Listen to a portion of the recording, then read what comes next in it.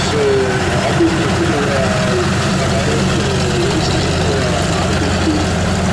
og vi går klar til et slow pass. Kim han har 1400 timer på F-16.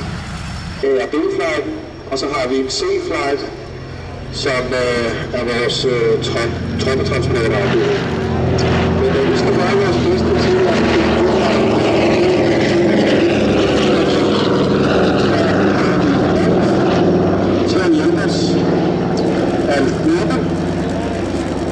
som er vores database.